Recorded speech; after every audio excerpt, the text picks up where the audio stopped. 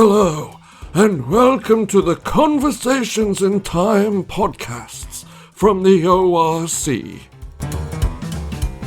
In this podcast, the guys will be talking about historical what-ifs, or counterfactual history for the aficionados in the audience.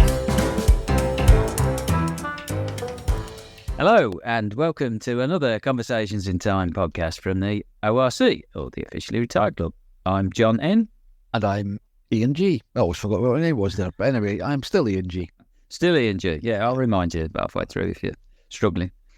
Right, so today is a what if. We're back in the ORCU, the Counterfactual Universe. Where are we going today then, Ian, if you can remember that? All right, so we're going to investigate or discuss why in the Middle Ages or the mid-1500s, 1600s, there wasn't a expansion of a Well, potentially earlier. I think more medieval. All right. Why there wasn't a successful African empire that moved beyond the continent of Africa to any degree. There was lots What if one did? civilizations. Yeah, what if one did? And how, That's right. and how would it have done that? And what would the consequences have been? Right, so our starting point then is an African empire in the 13th century called the Mali Empire. Now, there's a famous emperor from the Mali Empire, certainly the only one I'd ever heard of, mainly because of this reputation as the richest person who's ever lived. And that's a guy called Mansa Musa, who was the emperor of the Mali Empire in the 13th century. Now, it's chucking it down with rain. I wonder what that noise was. But anyway, I don't know whether you can. What a surprise! 2024, it's chucking it down with the rain. Yeah, there's a novelty. So the scenario is it's a large empire which ultimately spanned countries like Senegal, Ghana, Mali, obviously. Where else did it span? Chad, Nigeria, Burkina Faso, parts of Mauritania. So it was from a land perspective, it was a large area that was ruled by this one family or this one line of emperors. Now, the thing that I recently found out, which I think moves or helps with the what-if scenario, is that Mansa Musa's uncle, I don't know what that sound was. I don't know whether you heard. Sorry, John. That was me using my mute button. I have to admit, every time you say Mansa Musa, I'm always reminded of that dreadful, dodgy character of the Star Wars films that everybody hates. Better be. So I'll try and resist. I'll try and resist picturing him and his silly voice and interaction with Ewan McGregor. So anyway, crack on. Right. So why did Mansa? This is just a little bit of history in the real world. So the preliminary bit is, how did Mansa Musa become Emperor of Mali? He became emperor because his uncle, who was emperor at the time, was very keen on exploring, which seems slightly unusual, I suspect, from an African perspective, in terms of we never hear of African explorers who wanted to explore across the Atlantic. But he was very keen on that. He'd actually sent an expedition, I believe, of 200 ships across the Atlantic to find out what was there. Now, they never came back, and he made a decision to send a bigger expedition of 2,000 ships across the Atlantic to find out what was there, and he went himself. And what he did was he put his nephew in charge. It was like a regent, whatever the equivalent term was. But that fleet never returned either. I suppose the obvious question, we've got to take that with something of a pinch of salt. I suppose I'm not suggesting that nothing happened, but 2,000 ships, I mean, that's like something like D-Day or something, isn't it? I mean, Well, I don't know how big the ships were. Well, I know, but even so, I mean, it's. Well, I mean, they might have made it. Who knows? They might have actually. Well, what I mean is, like a lot of these things from the past, but Roman battles, 100,000 people killed, and all this sort of stuff. Always got to, ditto medieval battles to a certain extent. You always got to take them with a pinch of salt. Is what is a nice round figure as well, isn't it? But anyway, yeah. So he sent it. So do you know what these ships looked like at all? Or they? No. Okay. All right. Fair. But I think that from our what-if perspective, it's a hook into maybe that family could have been specifically interested in a seafaring opportunity. Now, it didn't work for his uncle. Mansa Musa then takes over the Mali Empire, which from at the time was sort of in the middle of a lot of trade routes that were going through Africa, and those trade routes were primarily for gold and salt. And one of the things is that apparently, if you look at the gold that's in medieval books, where they with gold leaf, it's a very yellow type gold, and that's almost certainly something that came from Mali. Right. It was a very sought after product. Now, Mansa Musa is this person who is there's this famous pilgrimage that he did, or Hajj, because he was a Muslim and he wanted to do his pilgrimage to Mecca. And the thing everybody remembers about him is that he went from Mali to Mecca, stopped off in Egypt, and created a massive financial problem in Egypt because he gave away so much gold that he destabilised the price of gold within Egypt. Now, one of the things that it did was that it put Mali on the map. There was a map of the map of Canton or something. I can't remember what the exact name is. Came out in the 13 whenever, had a map that included Africa, but also then had, and here's this guy in Mali, this Mansa Musa, got lots of gold. I mean, he got tons and tons of gold. I mean, literally tons of gold that he took with him. Now, that one of the sort of one of the consequences of him doing this Hajj and throwing so much money around, he was he was considered a generous guy. He was very interested in learning.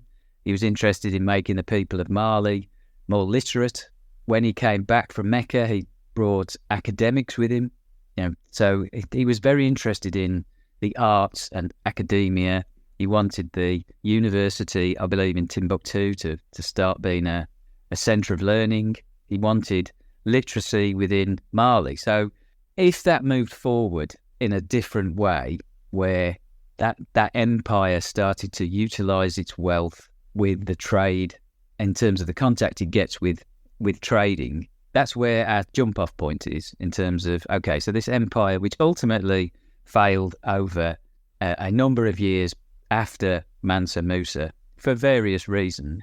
There were, as per normal with a lot of empires, you have other peoples who were raiding their territory. There was lots of issues with desertification. That was something that happened. There was the opening up of other trade routes using the sea lanes rather than overland through Africa. And that was all contributing. Plus there was obviously infighting, and then, things all fall apart. So let's make the assumption it doesn't fall apart. What was their, however, what was their primary economic trading good?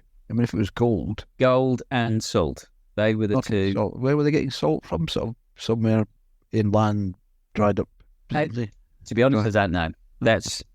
When I'm on the internet looking, it just said salt and gold, and it's all they also traded in slaves.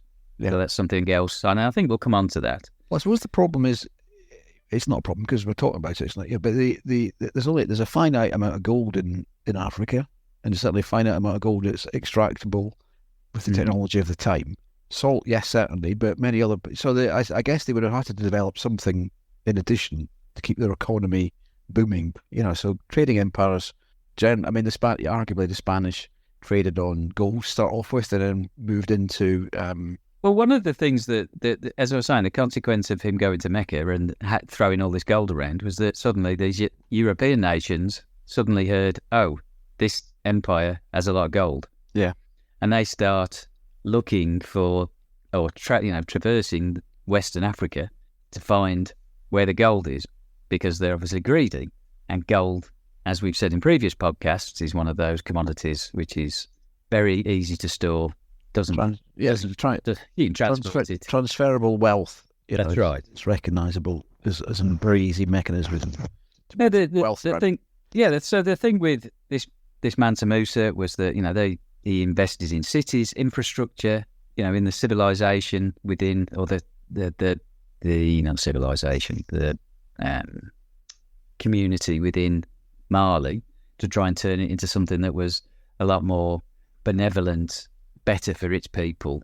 And it's trying to take that further, plus this view of mine that if they'd have picked up more on the seafaring aspects as well, where that would have left us with the moving forward when the Europeans were coming with their ships, if they'd got a specific seafaring tradition or requirement, desire, then they potentially would have been competing with the European nations rather than ultimately being bypassed, because that's what's happened. The Portuguese just sailed past and carried on going down around Africa. Now, if this African empire had an element of an element of wanting to become better at sailing, exploring, all that type of stuff, plus they've got lots of cash, gives them the opportunity to utilise expertise from other areas north of the empire, which was one of the things that he did when he did his Hajj to Mecca. He brought back all of these academics because they didn't have the equivalents in Mali at the time. He was trying to bring the Mali Empire into a different environment. They need to get out there. They need, if they've got a seafaring tradition, let's presume they have, they need to develop that. They need to get out there. They need to get out into the world. They need to get into what is now Indonesia, the East Indies. They need to get into India. They need to get into the Caribbean to exploit those areas. I mean, it's not pleasant, but that's what happened. You exploit those areas by essentially stealing what you can steal, and then using the indigenous population to grow something that's desirable somewhere else, and then you then try and retain a monopoly over that desirable material. Once you've killed off the indigenous population, you bring in slaves to keep the enterprise going. All very unpleasant, but that's certainly the arc of the empires over 300 or 400 years, isn't it? So if we have the concept of an African empire that starts to become not necessarily European, but at least on a par with a European level of technology, so certainly from a shipbuilding perspective, and having a trading emphasis on using that to generate income and improve the economics of the empire in a way that Spain, Portugal, France and Britain were trying to do at the time in this time period. So we're talking about the 1300s, the 1400s, and going into the 1500s. So as we know, the late 1400s, that's when the European nations were starting to discover Western lands, the Caribbean, the Americas. Now, if there'd have been an African equivalent also in the mix, I think that would have changed things quite considerably. Yeah, but I suppose it presumes that the culture of this African empire was as unpleasant as the Spanish and certainly the Portuguese, and maybe even English, but less the case with English. But the Portuguese and Spanish concept of taking over lands was pretty unpleasant. I mean, it's got a long story. You have to be ruthless and nasty at this point. I mean, it's arguable that later on in European colonisation that was less the case. There was not mass massacres. There wasn't huge genocides and all the rest of it later on. And if they were accidental, inverted commas. So sorry about that. But certainly in the early European colonies of the Spanish and the Portuguese, and much less case with the French and English, it was very much, we're taking over your country. You don't like it, well, you can work for us as slaves, or you're all dying of our diseases. Well, there wasn't anything to do about that. That was a byproduct. But then they started shipping in slaves. An African equivalent to exploit those countries with the technology available at the time and the Moors of the time would have to be equally as ruthless, or they do it in a different way. But how do you? Just because you say, I said he was fairly benevolent or whatever, doesn't mean to say that he doesn't have some avarice. Well, no, but exactly. But at the end of the day, so he was a Muslim. Yeah. So the empire would have been considered a Muslim empire. You mentioned the Moors, so there would obviously be some level of competition between that and the Spanish Catholics and the Portuguese Catholics. Yeah. So there'd have been a religious element as well as the competitive aspects of Yes, you're right. seeking more fortunes in other parts of the world. There's no quicker way of getting rid of an indigenous population by converting them to your religion, and lo and behold, 2 generations later, they're all gone. Yeah, but So let's presume that they do have this the required. Well, they could buy it, of course. That's another. Buy what? Buy expertise. Anyway, carry on. Well, it's not so much expertise. It was the willingness to do these things. I'm not saying there weren't countries in the world that wouldn't do these things, but you get the impression that certain countries in Europe wouldn't be interested in killing entire populations of indigenous people in the Caribbean. Yeah, but the evidence suggests that of the 2 that they initiated it, they both did it. Although don't forget the majority of the deaths that occurred when they got there were by disease, not by. Well, indeed, but then how many were by? Yeah, but how many were by starvation? By starvation by indifference, if you like. But yeah. Well, but then not as many as died through measles or. Well, no, exactly. But the alternative to that is, look at what we're doing. Let's not do that and sail away. I mean, to be fair, and then obviously when they all died, bringing in slavery. But you said that this African civilization had slavery endemic in it already. I mean, we know that anyway because it was to a certain extent it was supplying the slaves for the Atlantic slave trade. Not necessarily this civilization, but it's a bit. I don't know whether this one was around at that time. No, exactly. I mean, it's that area of Africa. So let's presume it's got the rapacious nastiness. I can't kind of. Oh, greed, I think is the is a fair way. I mean, one of the other things that drives colonisation is the lack of resources at home to a certain extent amongst the landed classes. The classic British model which is a bit later on, but where you've got, a landowner who has 3 sons. One goes in the army, one becomes a clergyman, and the other one works in the empire, because basically, there's not enough for you to do here. There's not enough wealth in the land here.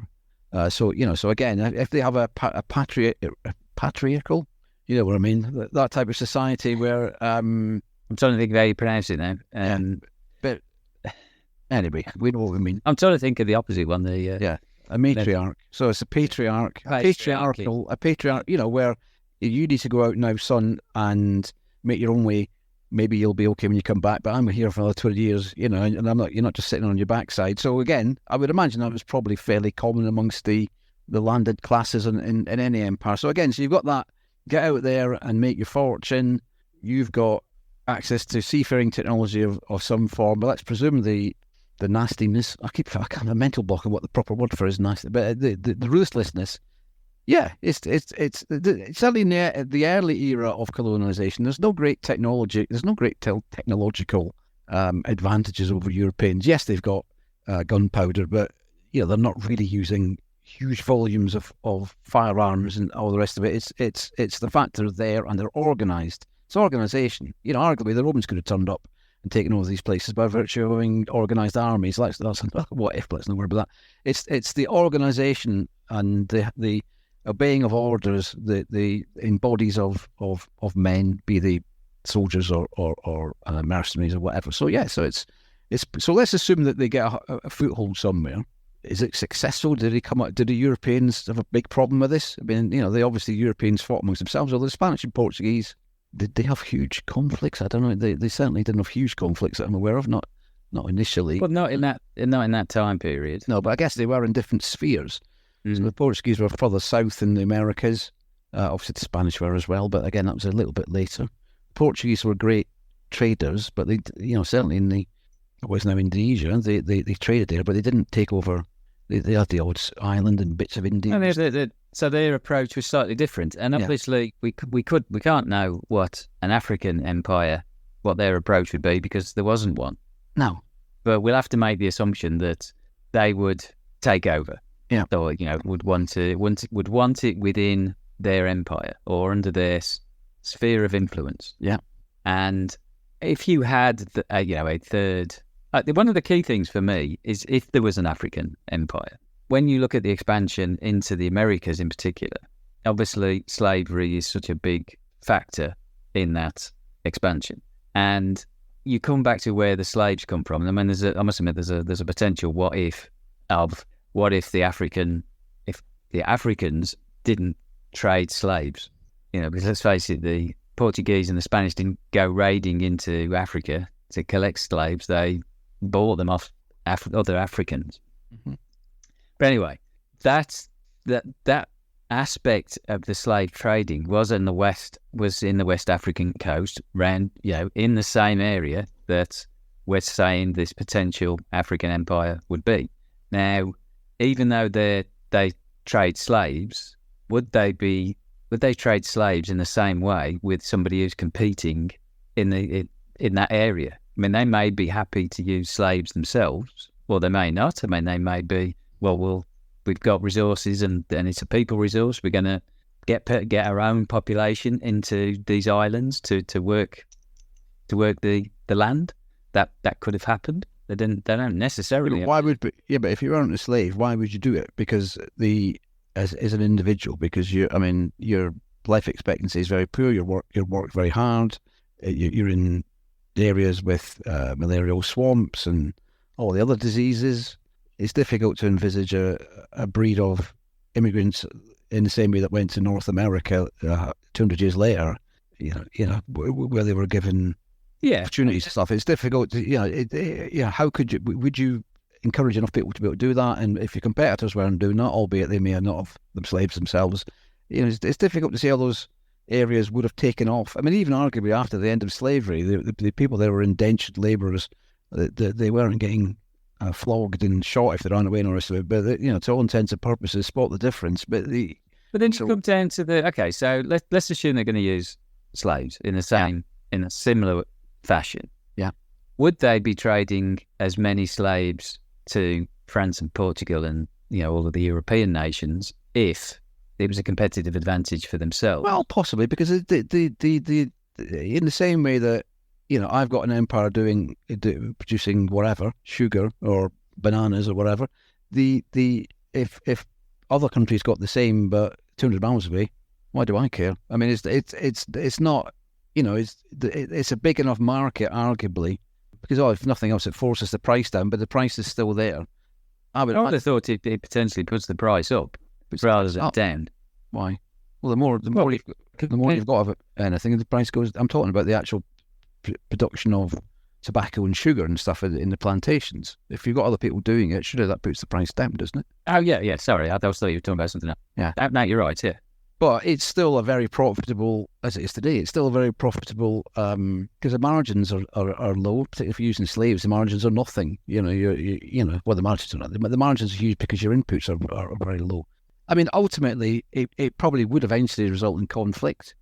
It would. I mean, there's an interest. How do you see this then? So, if you've got a West African empire and it's in conflict with European countries, it's difficult for either of them to really, apart from other lands. So if we say the Caribbean or the Americas, whatever, there could be conflict there, but direct conflict between the countries would be very difficult. Mainly because it's, you've got the whole of North Africa to traverse between to get to one or the other. For the Africans to travel north or for the Europeans to travel south. But the conflict would be in areas of the actual colonies, wouldn't it? Well, so that would be the only area of conflict. What I'm saying is it's different with when the Europeans were in conflict, because they could have conflicts in Europe as well as in the colony.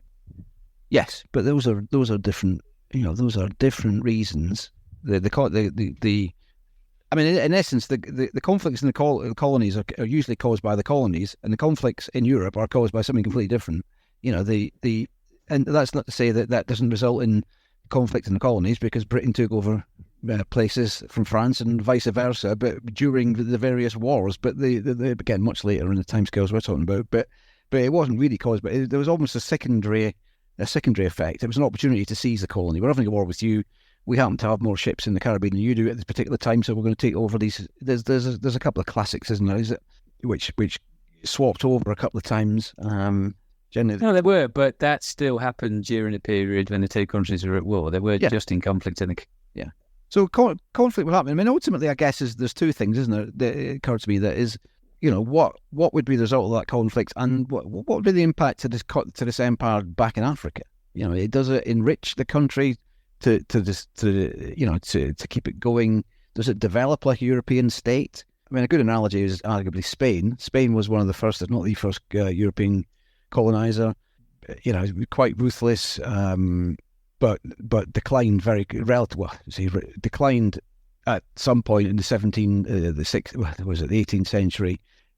Was never didn't really join the European League of Economic States until the 20th century. Arguably until the 1950s or 60s. So I think there might be a better analogy than Spain, and that's Russia, where Russia wanted, saw that Europe had a lot more. It was a different place, had better, artwork and architecture and all that type of stuff. Wasn't it Alexander the First who Europeanized Russia and stopped? I know it was about, there was a clothing aspect where sorry everybody, we're having some technical problems. I was talking about, you were talking about the analogy of Spain, and I said I thought Russia might be a better better analogy in that it was it's backward is the wrong term. I'm trying to think of what the underdeveloped. But you say it's a good analogy, but Russia didn't have it. Well, I think it's a better analogy. Why? Because Russia didn't have an empire, did it? Well, no, it's just that there was the analogy of looking. Yeah. What I'm saying is the analogy of looking at what Europe had and then saying, well, I don't have that. I want it because it's better than what I've got. Weren't we talking about that within the African empire? I thought we were actually talking about how along what lines it would develop, and that's why I was using the analogy of Spain. But because if it develops along the analogy of Russia, it will have to expand its empire on the African continent, which is not impossible, obviously, but because Russia didn't have an external empire to any degree, so but obviously it expanded into the Central European republics and all the way to the Pacific coast. Well, one of the other aspects of an African empire potentially is that because of the spread of Islam, North Africa was a Muslim state. Yeah, there would have been part of the potential alliances with North African equivalents into Saudi. It just means that they don't necessarily need to have to deal with Europe direct. I'm not sure I know where I'm going with that. Well, no, I think you need to give a thought as to what we're talking about. Is the potential is that this African conglomeration of empire states, empire has is successful. How then does it develop? There's several. I mean, using ultimately there's a means of developing that nobody's ever done before. Now I don't know what that is, but if you look at how other countries develop empires, the Spanish Empire was developed very much on primary goods. So primary goods initially was gold, then it became other minerals. That was exportable wealth, and that was all taken away to Spain, and it didn't develop until it didn't really develop anything other than primary goods and vegetation, things you could eat, essentially. It didn't do it, and that's why it declined. Whereas the British and French models developed through the Industrial Revolution markets in their empire that enabled them to take raw goods in to Great Britain and France, manufacture them using the Industrial Revolution into enhanced goods, and sell them back to not only its empire but other parts of the world. So that's two models. So if we and arguably the first model of the Spain and the Portugal, that has a finite life, and that's why in the 1800s Spain and Portugal were dirt poor, because the wealth had all been extracted from the colonies. The colonies were self-sustaining to one degree or another, and then broke away. And then Spain and Portugal were very poor until the European Renaissance in their sense. But there is a difference between that and this African empire, in that the African empire is rich from the start. So it's rich in gold. Now, I'm not saying that it can be rich in gold forever, but ultimately, Spain and Portugal didn't gold. Gold was just a means to an end. Gold is just a means of saying, I have wealth. Spain didn't have that. Correct. But once you use up the gold and it's sitting in somebody's safe, that's it. That's it. You've used it. You can't use it again. As an economy, you can use it again as an individual, because you can give it to somebody else who then becomes rich. But as an economy, gold can only be used once.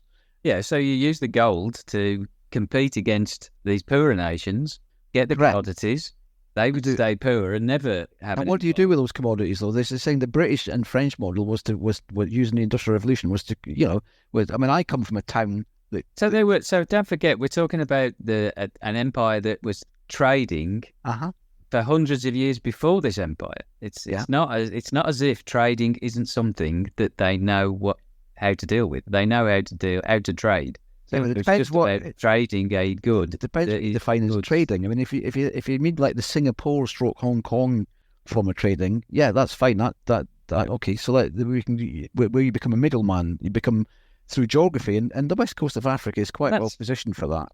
That's right. That's one of the reasons why the empire was there, because it was in the centre of these trading routes. Even part of the Silk Road. So let's pick one and let's run it down. So I'm giving you three models. There's the Spain, Portugal, finite, big bang at the front and then fades away to nothing. There's the British and French model, and to a certain extent the American model, where you bring in raw materials, add value to them, and export them back to where you got them in the first place. Or there's the Singapore, Hong Kong model, where you become a trading hub, adding value through the process, because the value is, well, we've got it, no matter where we got it from, we've got what you want. Well, let's say to that one then, because I think that's the easiest one to contemplate. So that develops, and let's say we move forward significantly into the explosion of trade, which arguably is the 1800s, the late 1700s, where technologies are now allowing, certainly well into the 1850s, is allowing stuff to be carted around the world reasonably easily. Nothing like as it is today, obviously, but certainly for high value goods, you can move them around the world slowly, but in reasonable bulk. So, what does this empire look in 1820? I wonder. And has anybody got the beady eye on it? Because that's what I think would happen. I think, somebody would have their beady eye on it, thinking, well, in essence, they've got a good operating model there.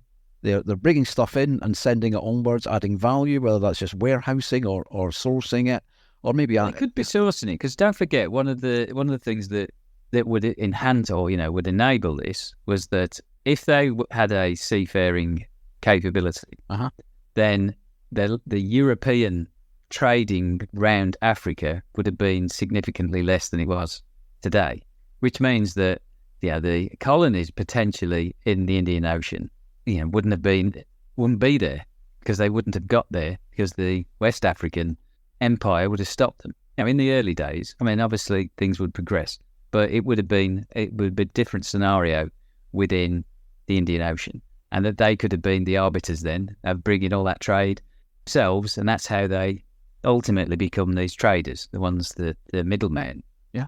Now, if that was maintained, then you're going to have an environment where there's lots of, like you say, goods going in and out, lots of wealth, particularly around the coasts, unless they discovered internal resources that they could then utilise and then trade as well. Now, that in theory is feasible. There's a lot of resources in Africa. It's a big place, and it could be an opportunity to expand the empire within Africa. So I'm trying to think of what type of place it would be. But I mean, if we look at something that's a trading centre, I know you're talking about Hong Kong and Singapore, but Venice is another one, isn't it? That was a trading place. Certainly in the early parts of the time period you're talking about, yeah. Now, when it becomes a trading environment, there's lots of money. Who knows what type of opportunities would have sprung up within the local area for higher classes within that particular empire.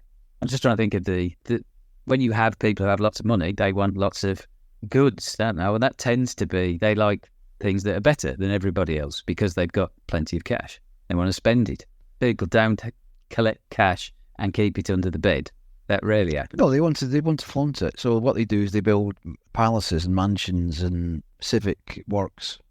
So I think we'd end up, if you were looking at the 1820s, I think you'd be looking at something that was an African version. I don't think it would be Europeanized, but I think there'd be an African version of a European.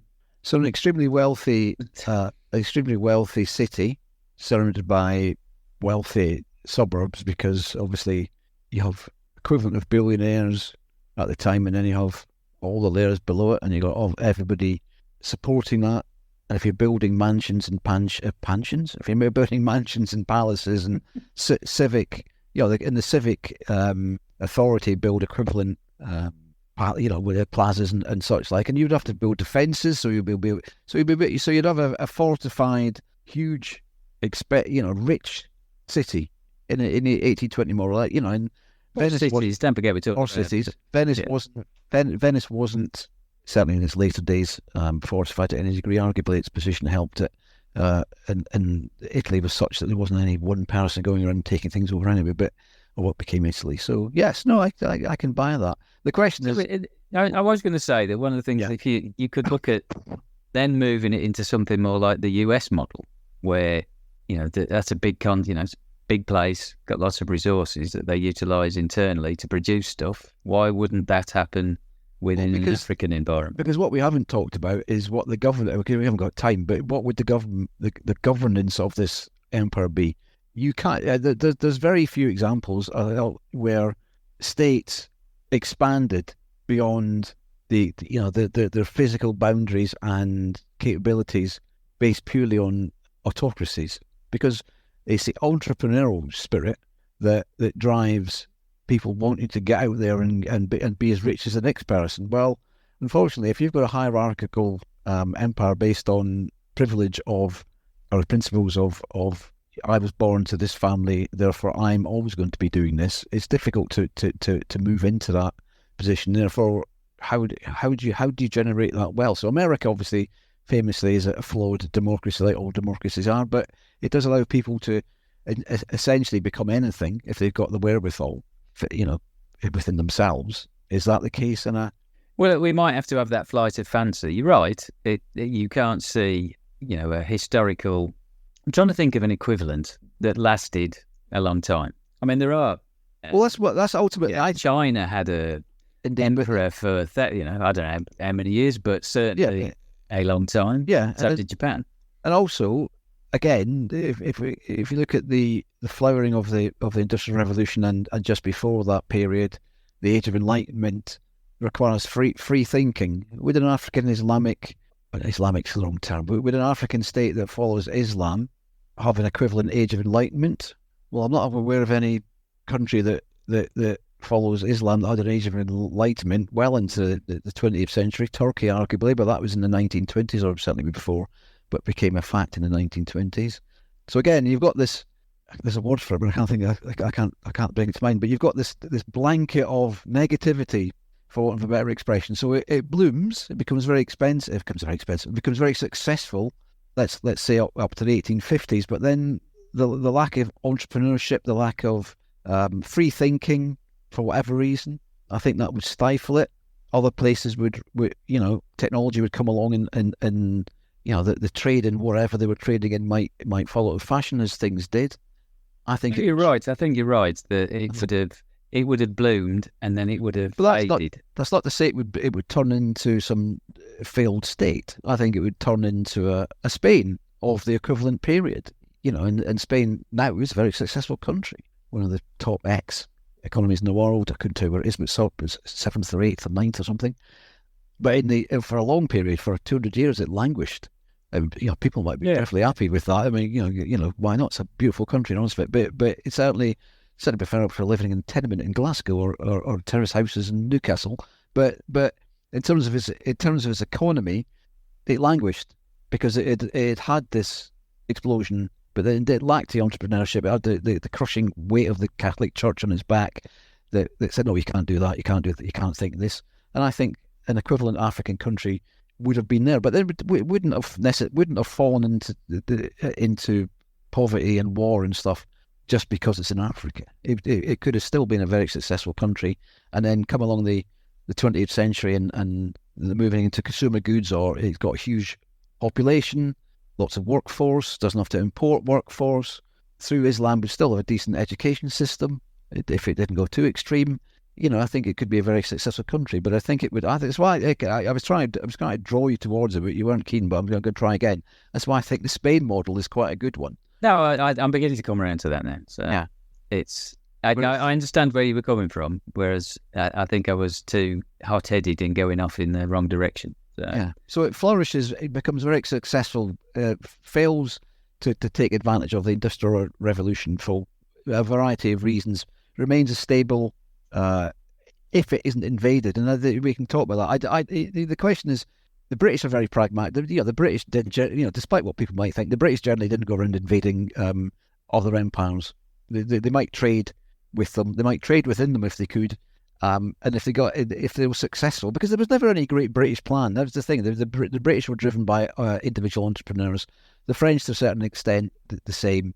The other countries, Spain and Portugal, as you said, their empires have fallen away. There's a flying army which have come to. The Americans, they weren't interested. The Japanese, maybe, but the Japanese aren't a threat to anybody well into the late 1890s, 1900s. They're a long way from the west coast of Africa by the standards of the time. So I think it would be reasonably secure within its own borders and with its own, this state and its organisation. So I think, it would have been, somebody's going to say, what about somebody or others? But I can't think of anybody else. The Dutch, arguably, but the Dutch were very much pragmatic and didn't have huge forces for tramping around the world, or they managed to one degree or another where they were. But there's nobody that would be eyeing this country up, I think, thinking, oh, I like what they're doing. Rather than doing it myself, I'll just go and take it. That's not to say that commercially you might try and do it, but that doesn't result in the end of a state if you do that. No. I mean, it's not exactly in a prime position for somebody waltzing in. No, exactly. Exactly. I mean, it's in a good position in terms of it's quite defensible. Yeah, that's not to say that this hypothetical state that we're talking about, 200 years from the real one, doesn't have internal border issues. Oh, I'm sure it would. The Russian Federation does today, but none of those. Again, using the analogy, none of those internal Soviet Union / Russian internal border issues were a threat to the state. They sort of are now, but only because they've made it so. Had they chosen to get along with everybody else, they'd get along with everybody else. But if you're going to go and, but so who's to say that some idiot like Putin wouldn't come along and destroy the country? But I think it's got every good chance that had it existed, it would be a successful country now, having gone through some ups and downs like every other country. Yeah. So where it would be, when you look at what countries require these days, it would probably end up being, oil rich, resource rich. Yeah, it would be in a having had hopefully 200 years of reasonable education systems and civil society, and it might even have persuaded the what they call the dash for country. What's it called? The late 1800s, where European countries were just gobbling up parts of Africa for the sake of it. There was no great reason to do it other than, well, they've got something, we better have something as well. It might have prevented that, and the whole of Africa. I think it would have. I think that Africa would be a different. It would have been an analogous to Europe. If you've got somebody strong on the continent, at least as strong as a European country, they wouldn't put up with that type of stuff. It would be, again, I think, going back to your point, I think it would be analogous to the Soviet Union in its geography. Geography is not quite the right word, but in its geopolitical outlook on the continent. So the way that Russia dominates that northern Asian landmass, for good or ill, it might dominate a large part of Africa the same way. To a certain extent, bringing stability. Whether you agree with stability is another thing. But yeah, no, it's. I mean, this one's a difficult one because, I mean, obviously, the subject matter is a bit beyond us. We don't know enough. We don't know enough. No, we don't know about the culture of the 13th century West African states. To know if they would have remained stable, if they did have an entrepreneurship to generate a trading empire as opposed to an empire. I think that's certainly feasible. I think that. I think it is, and I think that would have, as you say, and you made the point that if you use the Venice analogy, it would become very rich, which generates its own economies. It brings in people to work in the building trade, the construction, and then servicing, and that trickles down eventually. It almost feels like the empire itself sort of failed just at the wrong time. It was almost too early because it was in the 1300s. And I think by the 1400s, it had been broken up and was nowhere near the same type of empire. They were smaller countries and whatever. And then in came the Europeans, and here we are today. If those things had been delayed by 200 years, things could be a lot different. Yeah. Just a matter of time. Yeah, I mean, there's no reason why Nigeria, as it is now, I'm not saying that, it would have been bigger than that, but Nigeria couldn't have been the Spain, and Spain would be a quite a little country in Europe, and what we consider the Spanish Empire, people in the southern countries of the southern Americas could have been speaking an African dialect rather than Spanish as their primary or secondary language. No, absolutely, yeah. I mean, certainly, if you have a country like that is a world power, when you look at most of the world powers in the 18th century, 19th century, they're all white, and these would have been black, which would have created another. Yeah, I mean, it's interesting. You mentioned issue, or what we haven't talked about is the racial aspect of it, because obviously Europeans were, extremely racist towards people. Yeah. They didn't really care where they came from. Got a black skin, you're inferior. Now, I don't know whether the equivalent Africans had exactly the same viewpoint to other races. I know they did within Africa. Various tribes were deemed to be less than others, but whether that race aspect of the binary white versus black or black versus white would have had an impact. Certainly, you can see how certain elements could conjure that up as an excuse to go and take stuff. But then, if you make the point that if they were following Islam, that would be less of an issue, because Christianity had a respect for Islam. They had no respect whatsoever for what it would call, heathens. An old-fashioned expression. Apologies for that, but I can't think of this. There were hundreds of different types of religion that existed in Africa, none of which were organised, were considered beyond contempt. Islam certainly wasn't. If the very worst, it was deemed as a competitor. So a state that had Islam would be deemed less offensive than a state that had nothing, or shamanism, call it what you like. The belief in multiple gods, and I mean, as far as I'm concerned, it's all nonsense. But that's a different conversation altogether. But an organised religion, you generally genders respect from other organised religions because they're in the same game. So the racism aspect might have been less of a problem, because I'd like to think that if there was it would be difficult for people to look down on people who are black when they have a society that is equivalent. Yeah, indeed. So because organised religion has an organised religion, an organised economy.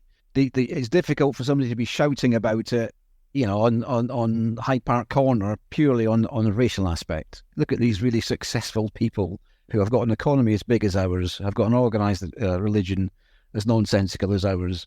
You can't make it's difficult. What do you say? You can't. I just don't like the colour of the skin. Well, that's patently nonsense. There's very little traction there. Doesn't stop people doing it. It doesn't stop people doing it today, frankly. But I think it would have less traction within government, which is what it's all about. There would certainly be nobody saying, "Oh, we need to go to Africa to civilise these people and bring God to them." Well, they've already got God. It's the same God, but just a different branch. So there's that's interesting, that aspect. It's interesting. I'm sure there have been television programs with this. I've got a vague memory of Michael, whatever his name is, Michael Wood, who's a famous British anthropological historian. Yeah. Google him. I'm sure he's in a program on this, and it was very, very interesting. But it was less of a what if rather than this is what was happening, and then it just didn't go any further, sort of thing. But lots of food for thought there. Okay, well, I think we've come to the end of that. Very interesting. Very interesting. Hopefully, it gets people thinking. Yeah, go and read up on it. I might even go and read up on it myself. No, it's certainly medieval Africa is, but the little bit I've looked into, it's quite a bit of an eye opener in terms of what was actually there, what was going on. But anyway, so thanks everybody for listening. Hopefully, the technical problems won't be too much of a pain. Which is a little bit of magic editing in the middle. You might not even trying to, might not even notice. But so as usual, a little shout out to our thousands of listeners in the very one day. Well, indeed, various parts of the world. Come on, Mr. Quebec, you need to listen to another. You need to one of the other podcasts. Maybe we'll do something about the British French wars in Canada. What's the correct? You know more about these than John. I do, John. What's the French? The French and Indian War. The French and Indian War. Yeah. And The our 7 years war. yeah, our Australian colleagues, our listeners as well. I'm bound to do something in that. I've got relatives in there, so yeah, happy to do some what ifs about Australia. What if the French had taken over Australia?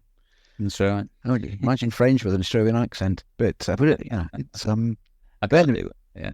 I can't even think what that would sound like. It simply wouldn't sound remotely Australian as we understand it today. But that's a whole other what if. But yeah, so give us some feedback on Twitter, ORC_time, or search in Twitter for Conversations in Time. Some feedback welcome, good, bad, or indifferent.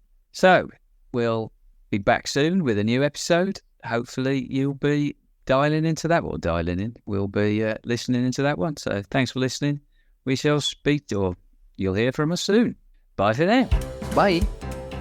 That's it. Now, we want to hear what you think. So those of you who are part of the Twitterati or X-rated or whatever it is these days, you can leave your comments, good or bad, at ORC_time.